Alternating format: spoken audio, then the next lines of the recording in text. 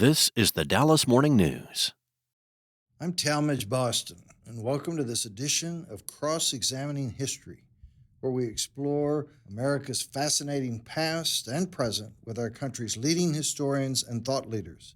For this podcast, I interviewed Garry Kasparov, the greatest chess player in history and now one of the leading anti-Putin political dissidents in the world, and the founder and chairman of his nonprofit Renewed Democracy Initiative, whose mission is to unmask and confront the alliance of dictators threatening freedom around the world. And by doing this, they inspire those in the United States and in other free countries to value and protect their own democracies. We did the program in front of a live audience in Dallas on April 17, 2025. Enjoy.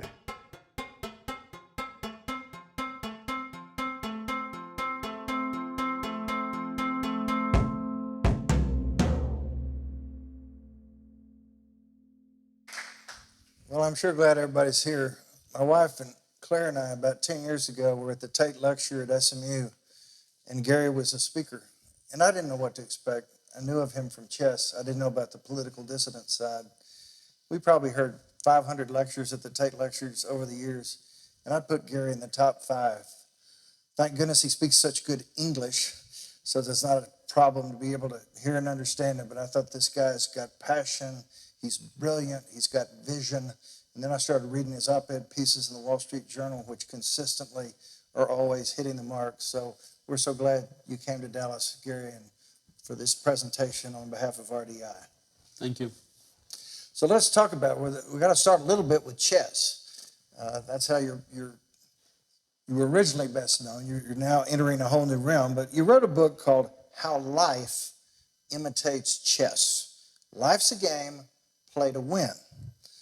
So how does being a deep-thinking chess strategist impact a person's ability to make good decisions in life? There are many myths about chess players being good at math, for instance, or just doing many other things better than others. It's flattering, and many great scientists of the past, starting with Alfred Binet, the father of IQ test, and followed by the founding fathers of computer science like Alan Turing, Norbert Wiener, and Claude Shannon. They also share this idea that the chess player's intellect, it could be something so special, and if machines could actually do well in chess, that will help to understand the secrets of human cognition. So just to have the keys to this universe of thinking. Flattering, but not true. The aptitude for playing chess is nothing else than aptitude for playing chess. But if you know how to use your experience by making decisions, then you can apply it to many other things. Because in my book, actually, that you mentioned, I try to separate these components of decision-making. And my conclusion is that no matter what we do, whether it's this political decision about war and peace, or about preparation for a wedding, or just selecting the house to buy, the process of making decisions and components, they're very similar. So the magnitude of a decision we have to make does not affect actually the process. And I came up with a formula of material, time, quality. So all the factors that we have to take into account. So, and I wouldn't say that that I have to be proud about all the decisions I made in my life. Actually, I married 3 times. That's already tells. The third one, actually, the third attempt was very successful. So we just celebrated, we'll be celebrating 20 years of our marriage. So, I think I can understand, the nature of decision-making process. And I think it's very important for all of us, again, not to make this mistake of thinking that decision made in the White House or in a corporate boardroom, they are in components are different from a decision just that we do in our ordinary lives. Mm-hmm. Now, some of the most famous games of chess you ever played were against, as Uriel said, the IBM supercomputer. I would say infamous. Infamous. Infamous. I'll stand corrected. Computer Deep Blue. You won the first game in 96. You lost the second game in 97. Then in 2003, you played a series of games against another computer called Deep Junior. And then in 2017, you came out with your book, Deep Thinking, Where Machine Intelligence Ends and Human Creativity Begins. And Uriel hinted at that in his introduction. So what's your best advice to someone who aspires to maximize the benefits of AI, the machine, while keeping his human creative juices flowing? Thank you very much for reminding people that I won the first match. We have to stick with historical records. It's a long story of humans fighting the machines, and as I said already, the challenge, chess challenge, was always in mind of the founding fathers. As a matter of fact, since they had no access to brute force, because the amount of power that was available for these great giants was meager, they thought that for machines to succeed, they would have somehow it's kind of a replica of our cognition process. No, it's still brute force. And something that we learned by facing the machines is that machines cannot solve the game. When people say, how can you play the machine? Because machine can calculate, as IBM computer could do, 200 million positions per second. It sounds amazing, but the chess engine here today is better than Deep Blue. So the irony is that it doesn't matter, because according to Claude Shannon, and here I'm not going to challenge this great mind, the number of legal moves in the game of chess contains of 46 zeros. Long line. So no computer in the known universe will calculate all these moves till the end of time. It doesn't have to. All machines do, and do well, they make fewer mistakes. That's it. They make fewer mistakes. The moment we understand this very simple truth, we just look at it from a very different angle.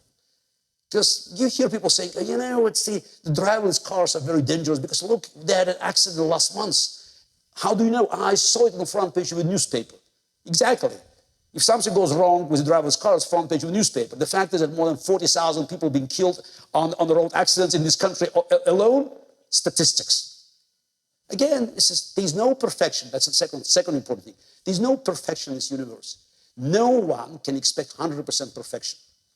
Question is how close we can get to this 100%, the coveted 100%. And here again, we should recognize that in many instances, maybe 95% case or more, machine can do a better job.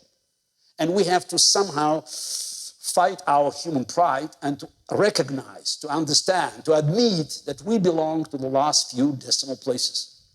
But it's not irrelevant. And that's why, I eventually shifted, just to the other side, because nobody can blame me for being biased. By the way, I've not lost my job to a machine, Uriel. I was the first knowledge worker whose job was endangered by a computer. But it actually helped me. And thanks for mentioning that I played 2 more matches. Actually, it was Deep Junior and Deep Fritz, one German, one Israeli program. Both matches ended as a tie. Because I think in 97 I was a better player, so that I still could beat IBM. I tried to play a rematch, actually a rematch, a rubber match.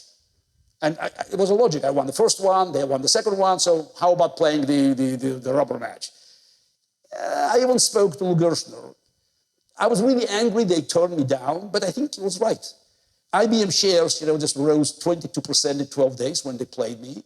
And they knew that they wouldn't be able to get the same publicity because most likely even if it's the match is a tie, they would not get the same aura of greatness. And by the way, I met dozens and dozens, if not hundreds of people who told me at the conferences where I just delivered my speeches that they joined, not necessarily IBM, but the world of computer science because of Garry Kasparov match in 1997.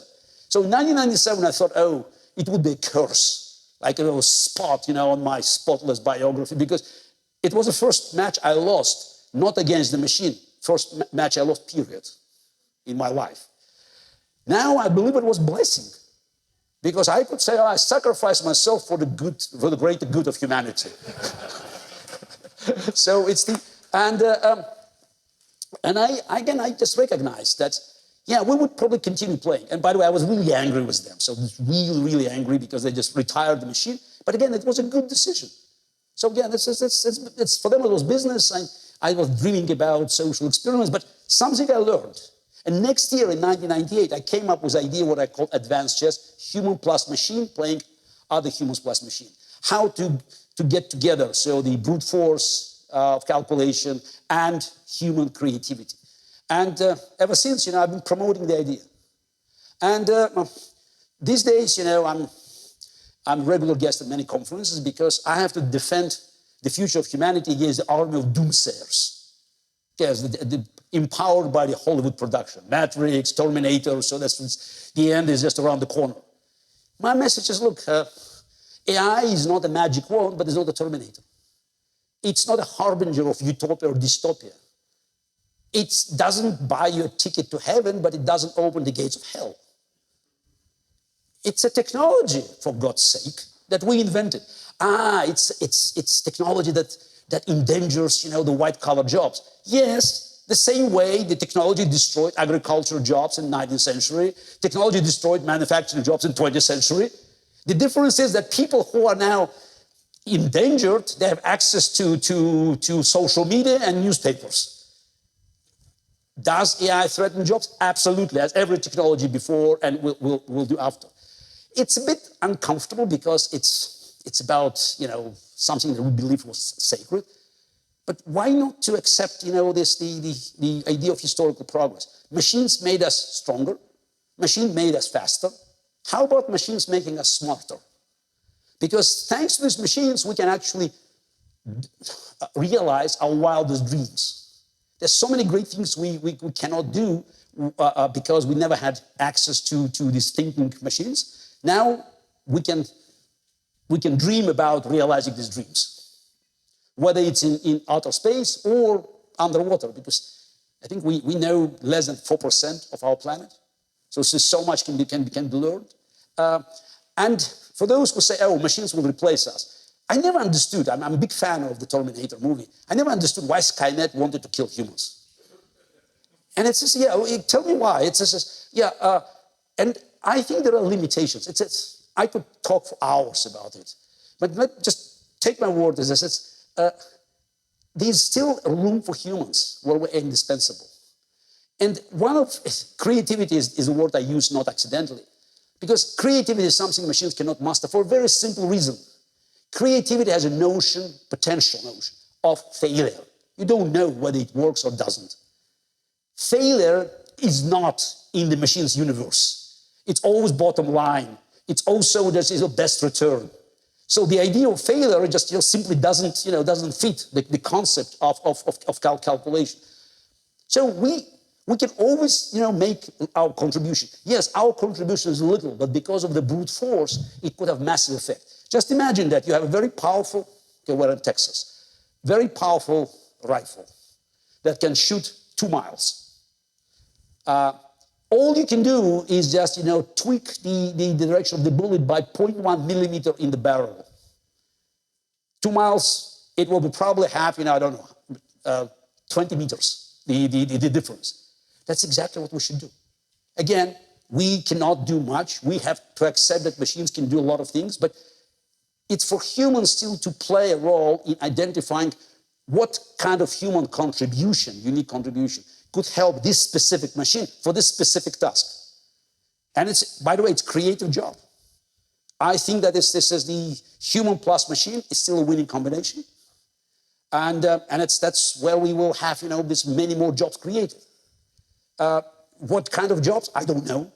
Because today we have so many great jobs, like, social media or 3D engineers, jobs that didn't exist 15 years ago. I believe, I bet you that in 10 years, our kids will covet jobs that don't exist today. That's progress. Now, as for machines having bad intent, I don't think machines have any intent, good or bad. Machines are machines. The problem is bad actors. That's why I'm always very skeptical when people talk about ethical AI. What is ethical AI? Machine looks at data. If our data is socially corrupt, let's say it incorporates ills, of our history, machine will respond to that. So it's like, this when you try to actually to make machine like ultimate judge of good or bad, it's like you look in the mirror and you don't like what you see in the mirror. Okay, you can go to the gym and try to work, or you can distort the mirror. It seems to me that we're looking for the latter now. So this is just how to make us look better. And also the danger comes from bad actors, real bad actors. We're bad guys. But okay, we're coming to the bad actors now. Let's talk about your decision to leave the world of chess when you're number one, 20-year champion, and commit yourself to being a political dissident, and in particular to promote democracy and oppose Putin's policies.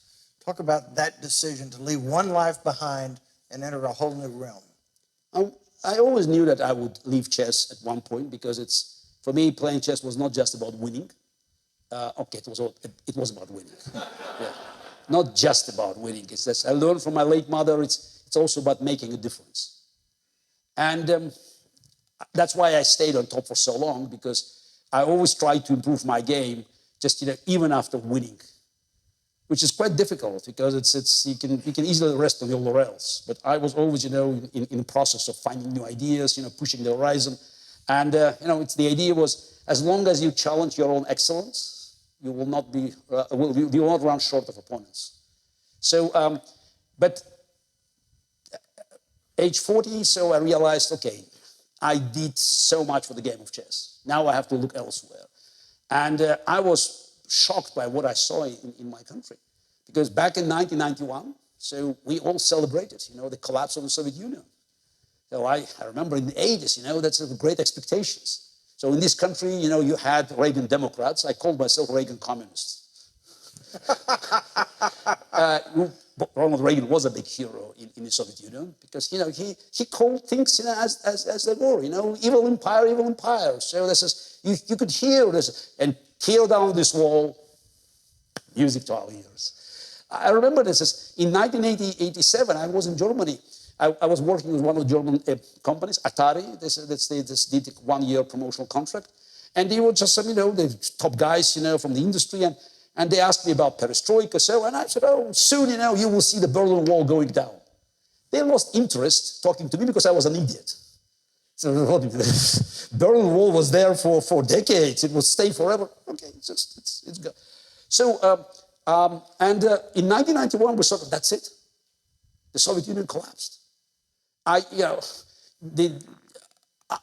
was in violent agreement with Francis Fukuyama, 1992, the End of History book. The problem, he was wrong. We all were wrong, because evil doesn't die. For a while, it could be buried under the rubble of Berlin Wall. But the moment we lose our vigilance, we become complacent, it sprouts out. And yes, in 1992, America was all powerful, and it could do whatever. But I think 8 years have been lost. And in 2001, Al-Qaeda was ready to strike. And Putin came into power. And I couldn't believe my ears when I heard, this guy, saying, once KGB, always KGB. That's what he said, quote unquote. So there's no such a thing as former KGB agents. And this guy became Russian president, and the first thing he did as a Russian president, he restored Soviet anthem.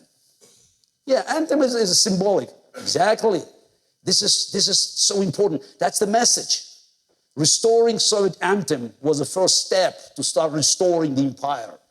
And it took 5 years before he said it. Actually, it's ironically, I just left chess in March 2005, and it declared my intentions to fight Putin. And on April 25th, 2005, it was like a State of the Union speech in Russia, addressing the joint session of Russian Duma and Senate Parliament.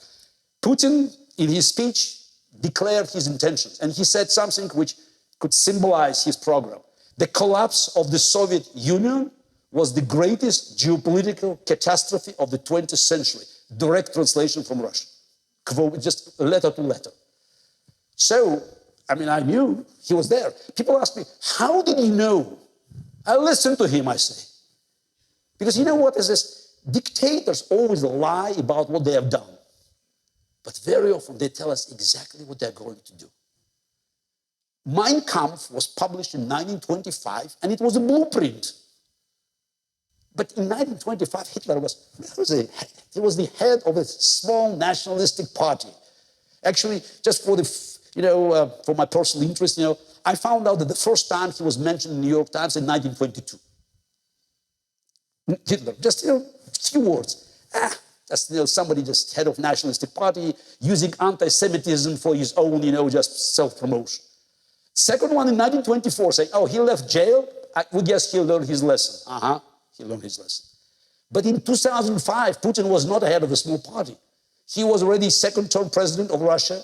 He had enormous amount of cash thanks to the rise of oil prices. He had nukes, and he had the free world that was totally unprepared to deal with this new existential threat. My first article warning about Putin dated January 4, 2001 in the Wall Street Journal. I could feel it, just that something was wrong. So in 2005, I had very little illusions that I could stop this juggernaut. But that was not a game of winning this time. It was my moral duty. So I grew up, with these ideas of Soviet dissidents. And the motto of the Soviet dissident movement was, do what you must and so be it. I did what I believed was the right choice. People say you failed. Yes, you may say I failed, but I keep my conscience clean, and it ended up in 2013. So I had to move. Now I live on the Upper West Side because I faced imminent arrest, and I decided that I'd rather continue my fight from outside than being neutralized in Russian jail.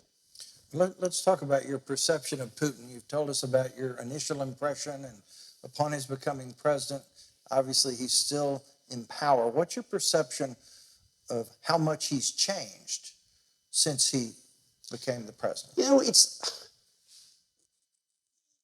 His behavior has changed, but I think his intentions were still the same. Because the nature of a dictator is that he always tests the water before making the next step. I say dictator never asks why. It's always why not.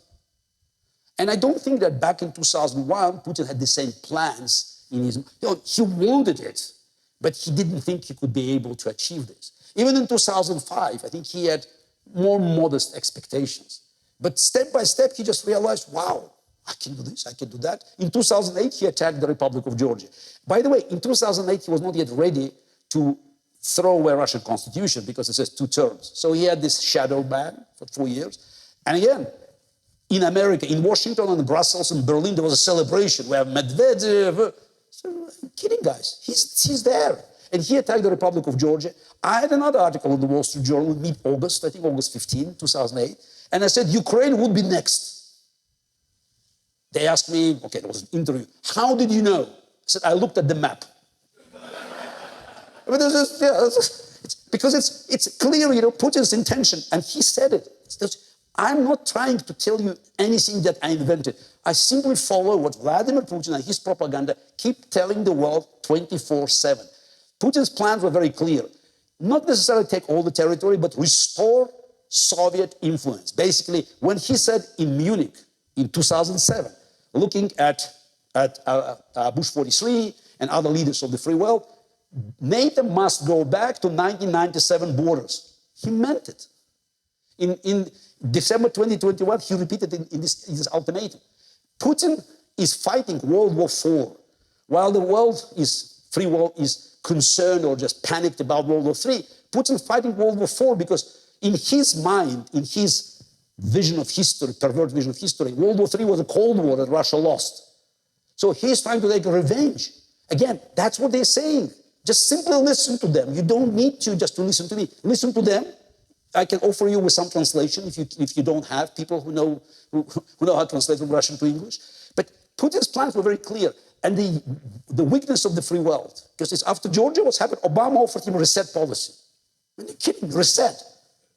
Oh, wow. So 2013, 2013, Assad. Obama said Assad must go. Putin said, Assad stays. We know the outcome. I predicted in 2013 that the consequence of Obama reneging on the red line would be dramatic, not only in the Middle East, but elsewhere. 2014, Crimea. Annexing territory of another country. People say, oh, Crimea, you hear stories now. Crimea, it was always part of Russia. I mean, forget this nonsense. You know, I don't want to waste time. The key is that annexation of Crimea was absolutely unique in history. Even Hitler and Saddam Hussein, let me use these examples, tried to pretend they had some diplomatic attempts to solve the problem. Saddam Hussein talked about British colonial power, dividing Iraq, Kuwait, blah, blah. Hitler talked about injustice of the Versailles Treaty. Since 1991 to 2014, 3 Russian presidents, Yeltsin, Putin, and Medvedev, I don't know how many Russian parliaments, never made a single claim for Ukrainian territory. The attack on Crimea had zero diplomatic cover-up. They simply used the momentum, grabbed the territory, because the Russian military base was there, started war in eastern Ukraine, failed, because Putin already presented a plan in 2014 about nearly 40% of Ukraine being taken as so-called New Russia, from Luhansk to Odessa, all the territories. All of a sudden, he discovered that Russian-speaking Ukrainians didn't want Russia, because they also listened to Putin. Ukraine was not perfect, but it was a free country. So he failed. Sanctions? I mean, are you kidding me? And Putin realized, okay, let's start preparing for a big game. And he has been preparing. What's happened in 2022? I mean, I've been predicting it. I remember when I just published the book you mentioned, Winter is Coming. And the subtitle actually caused problems with the publisher because it said, why Vladimir Putin and the enemies of the free world must be stopped. And they said, it would remind people about the Cold War. I said, absolutely, it's a Cold War because winter is coming.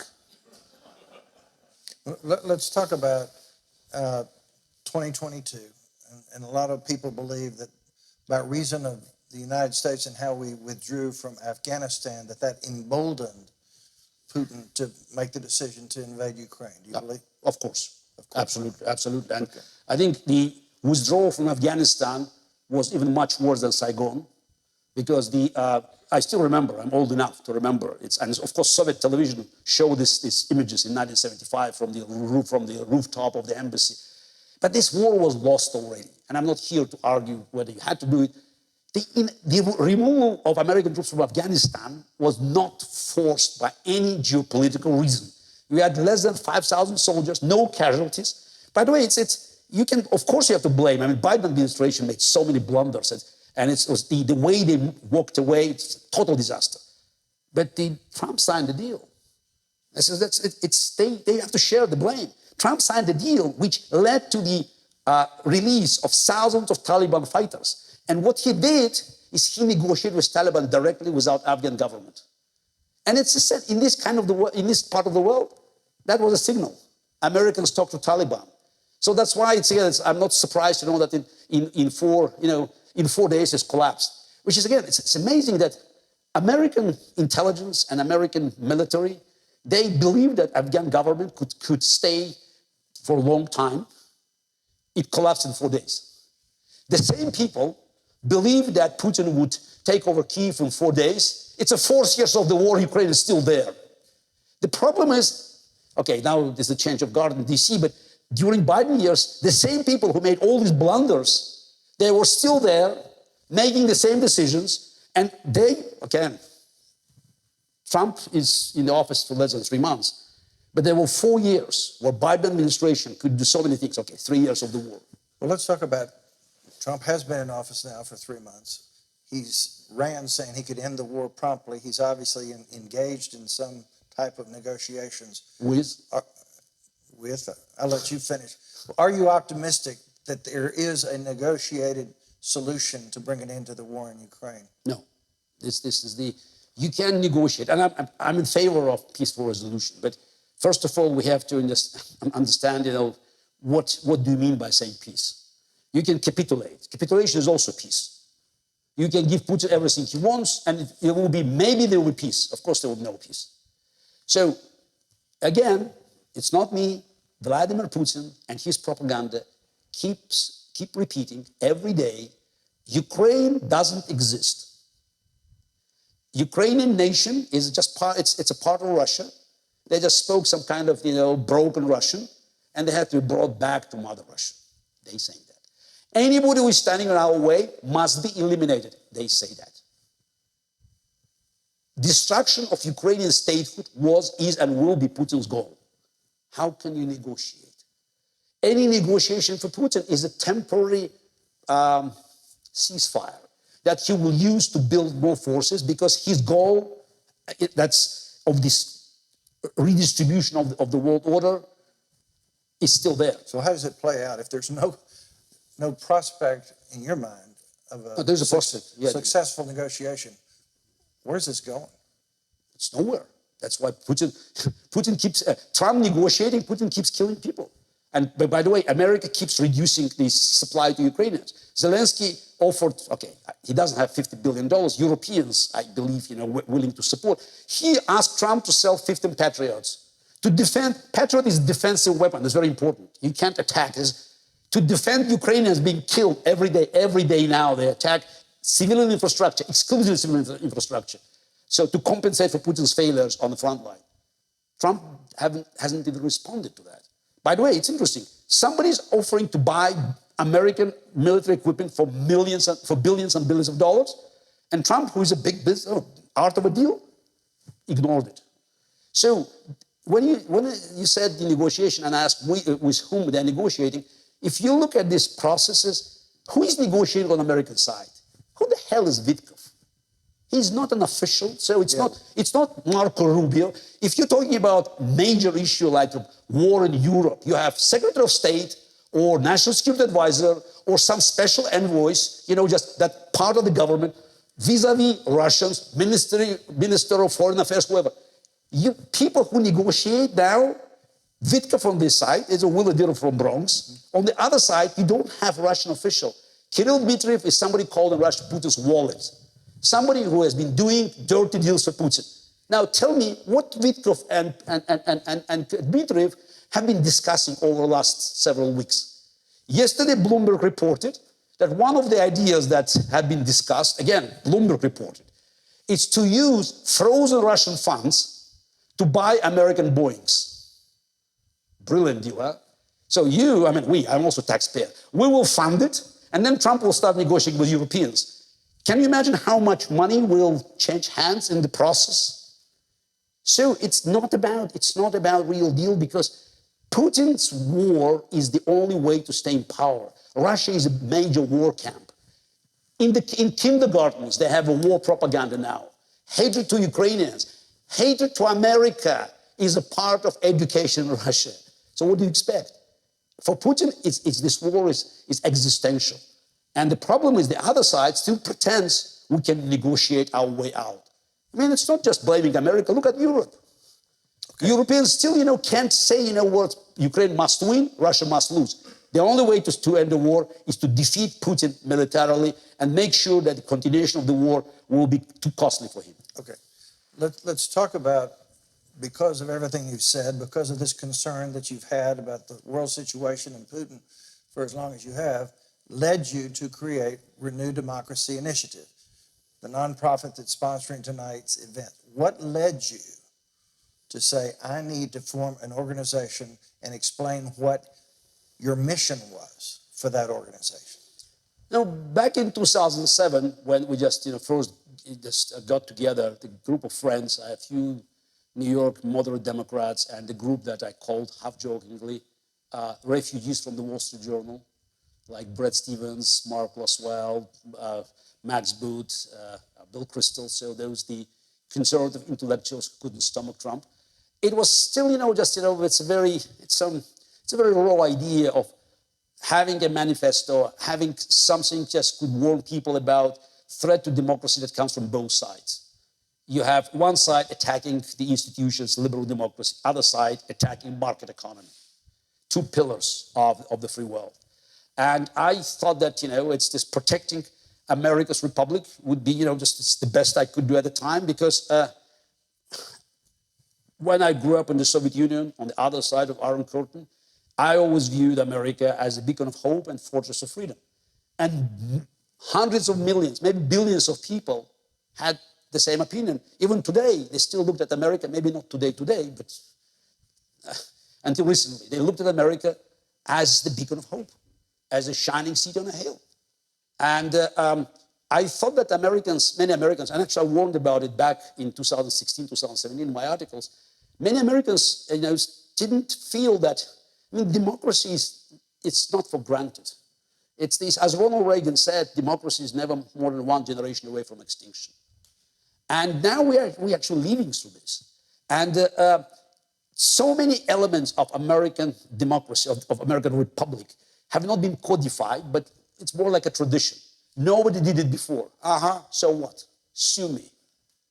So so I could feel that, as American political immune system was not ready to fight this potential virus. So that was the idea behind RDI. And now we have, as Europe told you, had an army of dissidents who are willing to actually share this experience. And also, again, it's become a global fight now. Because talk about some of the specific things that RDI has done to renew democracy, to fight despots, tyrants, since its formation, so that people can have a clear picture. Okay, this is the, look, we just, I said, we have been deeply engaged with Ukraine, and it's $13 million. It's not just money, but actively, we were active on the ground, so Uriel led our delegation. We even just, worked, with various political groups. For instance, we funded the group of British conservatives, Friends of Ukraine, led by former Prime Minister Liz Truss, to come to America to talk to Michael Johnson and other Republicans to help to push the $61 billion package. So we have been actively campaigning in Europe, so in Germany, for instance, so helping, just to push this narrative. We have been also very active in college campuses here. Okay, before Trump's return, we have been actively fighting the woke, the other side. Fighting the woke. Fighting the woke, yes, look, and we actually did it quite effectively, because we recognize that if you want to fight, the students who were brainwashed, so it's even probably Garry Kasparov would not be well received. So again, I'm just, by all the characteristics. I suspect most people in this audience would like woke to be fought. So talk about some of the specific things. Specifics that we did, we recognize that, you have to, it's not about the message, it's about the messenger. You have to make sure they will listen. And to listen, you have a girl from Afghanistan. You have a political prisoner from Zimbabwe. Or just Felix said, it's somebody from Latin America, from Venezuela or Nicaragua. They can't turn these people down, because it's a first-hand experience. And again, this says you have a woman from Afghanistan talking about Taliban. How can you complain about Me Too? Uneven pay in Hollywood versus this one, or about racism in America. You have somebody who just left a prison in Sudan. So we found the right messengers to influence students. And again, we didn't have resources to go everywhere, but in many campuses, I think we made some inroads. So we worked in for instance, we working with some top private schools in New York, but also I started our program in Harlem Academy, in the heart of Harlem, because we are trying to actually to raise it's not dissidents, but Americans. You imagine this, 140th Street in New York. So they could actually be our emissaries, our ambassadors. They could go to the campus. They can talk about these values. So that's what we did, and we had many cases where we published several articles, attacking woke and just defending American values. Woke was un-American. So, and now we just, what we believe we were in a unique position to accomplish, we are trying to formulate a positive message. It's very easy to go after Trump and his administration. We're trying to actually to say that the Republic is in great danger because it's a false dichotomy, woke versus MAGA. No, you have more than 60-70% in the middle. but you have to empower them with an idea. It's not about fighting someone, but it's embracing new ideas. And that was the main concept behind our the next move Substack, is not to be too, I mean, we are negative, but it's to come up with a strategy, with a plan. So how can we just, bring people together and to look into the future, recognizing that there is an existential threat today. But but you cannot simply fight, one un-American concept with another one. So one of your great heroes is Winston Churchill. Yes. As I heard you talk about what you're trying to do, it sounds like in 2025, that inspirational capacity and educational capacity, of course, Churchill, a great historian, talk about the parallels between what you're trying to do compared to what Churchill did. Yeah, it's my biggest hero, and when I was a kid, my dream was to deliver a speech in Fulton, Missouri. I did. So yes, I Iron delivered. Curtain speech. I delivered the speech. So I'm not in the same venue, so not in the gymnasium, but in St. Mary Church. So becoming this is the Churchillian Fellow. So yes, I was very that's a great moment. So absolutely great moment. Actually, the second dream was actually to deliver a speech in Independence, Missouri, and I also did. Yes, celebrating Harry S. Truman. Actually, it's sometimes I have to tell Americans that this president was my namesake, because in Russian, Harry and Garry will be the same strong G. So I was named after Harry Truman. So it's the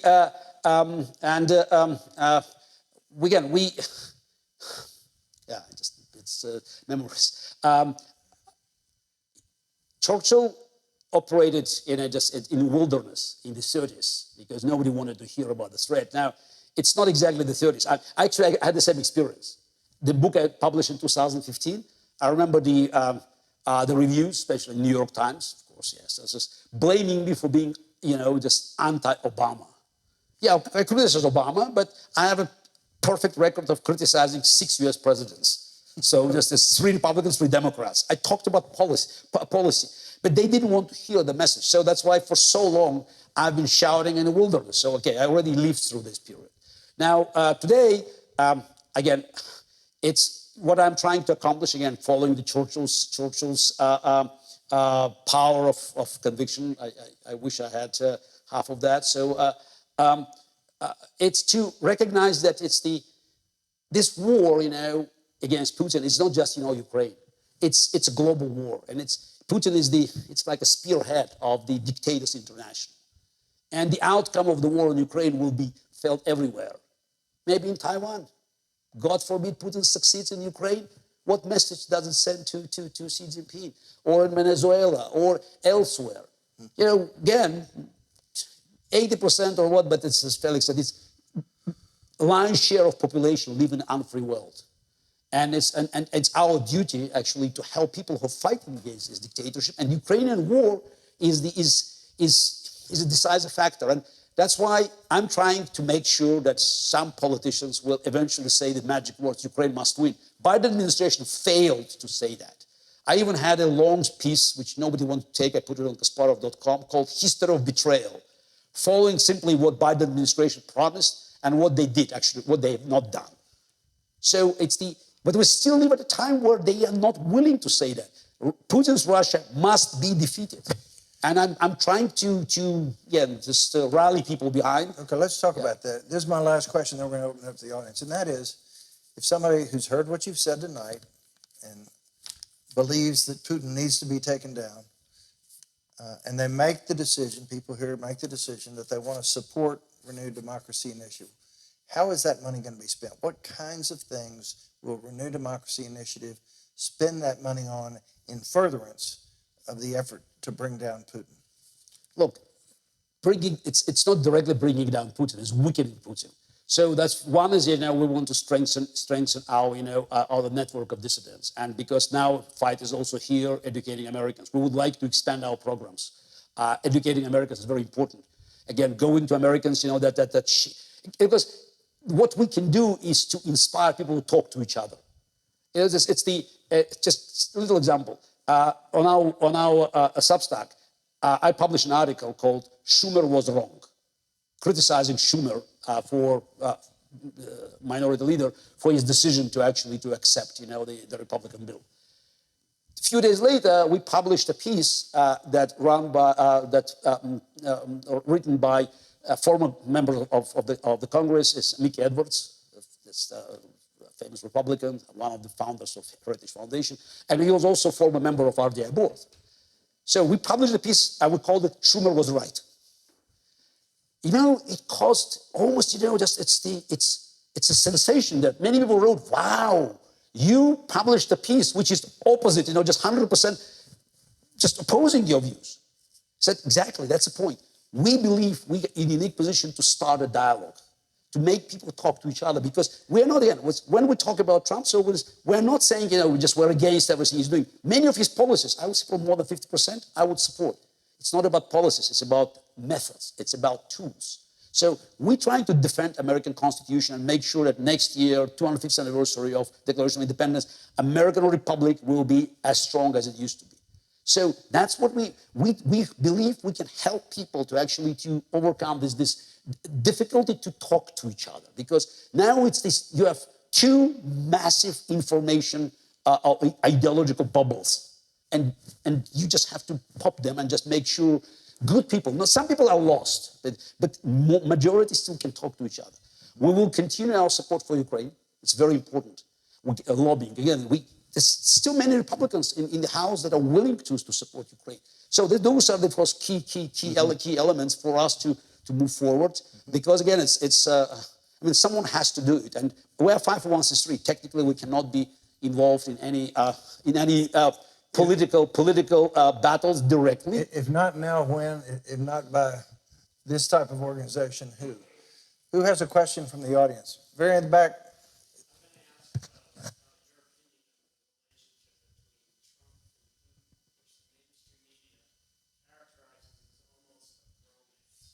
Yeah.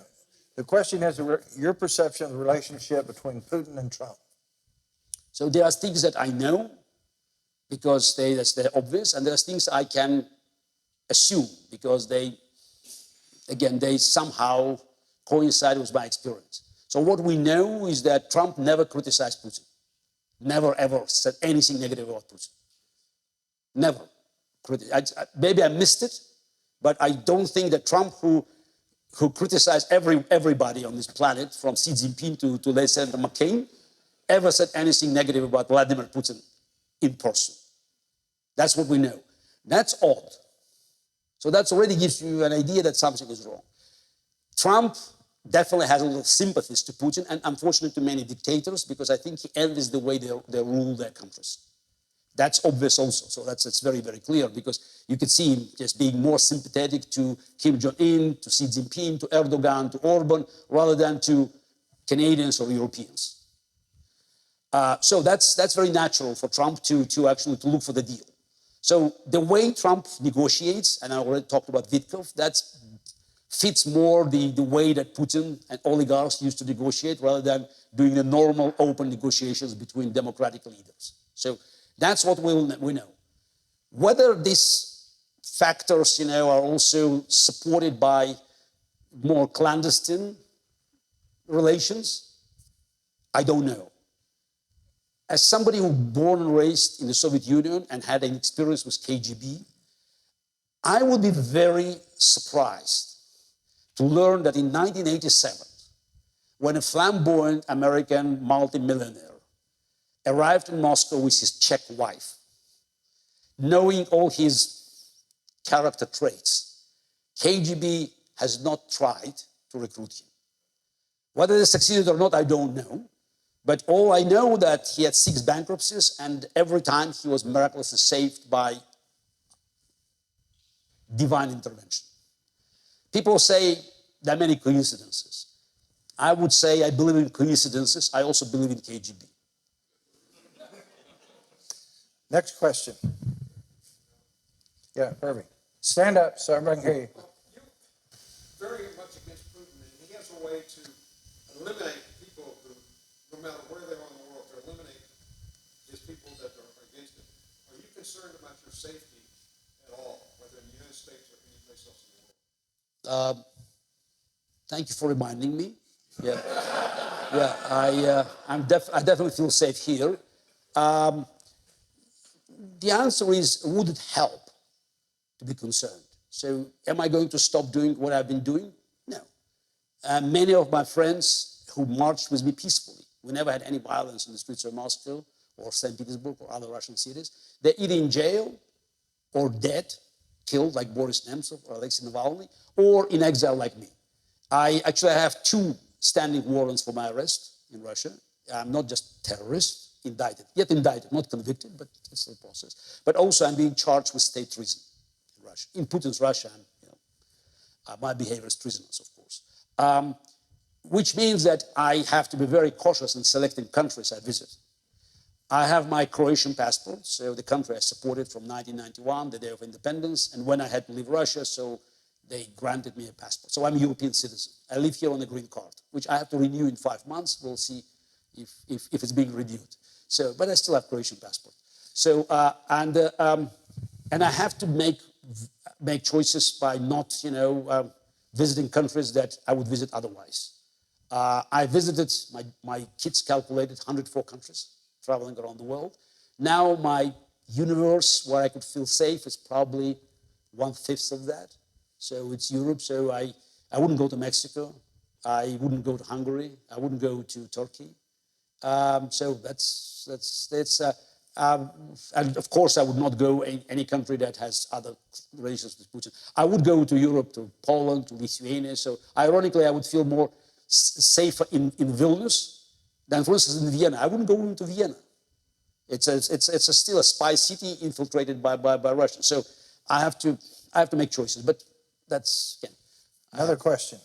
Yes, John. John, stand up. Say when you were to wake up in the morning and Putin has died, what do you see prevailing in Russia? That would be a great morning.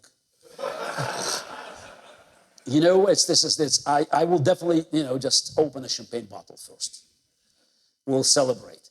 Now, will it change Russia instantly? No, not instantly, but things will change for better for a very simple reason. Because the regime that has been built over one person and put in power for 25 years, let me say 25 years. Hitler was in power for 12 years. So in Soviet Union, only Stalin had a longer period. It's 29 years. Though Stalin's absolute power was probably, it's less than from 29, 24 years, absolute power. So one-man dictatorship is always, just built around one person, which is, you can use it metaphor as a spine. The entire system, checks and balances. Here we have checks and balances of the constitution. Checks and balances dictatorship is around one man. If you take a spine, what happens? The system has to be reshaped to find a new balance. Most likely, and that's what we know from history, when Stalin died, for instance, or many other dictators just died or been killed, you have a battle inside which ends up with a new equilibrium of Politburo. They could be the same bad guys, but if you have 5 bad guys running the show, it's better than 1 bad guy because they have to negotiate. And most likely they'll start to finish the war and start talking to the rest of the world. Because again, they don't have one center that depends on the war. Putin's future depends on war. People around him, even bad guys who just, signed so many death orders, they may look for other options. Again, it's not, going to be great, but it will offer a chance. Putin is like the last stand. So this is if he goes away for some reasons, unfortunately, I don't expect to wake up in the morning hearing this news. So we can expect better news. It's like, it's people who tried to kill Hitler in July 20th, 1944. They were not good guys. But if they succeeded killing Hitler, look, they will probably preserve, the Nazi regime somehow. But how many people have been saved? How many Jews, would not be exterminated? It was still July 1944. So the same story is here. It's But the problem is, you can expect these guys to rise against dictator when dictator is weak. In July 1944, Hitler was weak because generals recognized the war was lost after successful invasion of Normandy. The way they see the situation today is not complimentary for any uprising. Putin looks strong, especially with this new Trump's advances. So that's why we can pray for divine intervention, but I would actually be more inclined to connect my hopes to European and American guns that could help Ukraine to weaken Putin. That's it. As you heard on the podcast, Garry Kasparov is not just the most successful chess player in history, he's also a brilliant analyst of international affairs whose nonprofit Renewed Democracy Initiative is doing all it can to enhance democracy around the world and bring down dictators and tyrants. Make sure you catch all my podcasts on Spotify, iTunes, SoundCloud, and the Washington Independent Review of Books website, or wherever you find your podcasts. Until next time, remember the words of my late great friend Bobby Bragan, you can't hit the ball with the bat on your shoulder. This is Talmage Boston of the Shackelford Law Firm. Thanks for listening.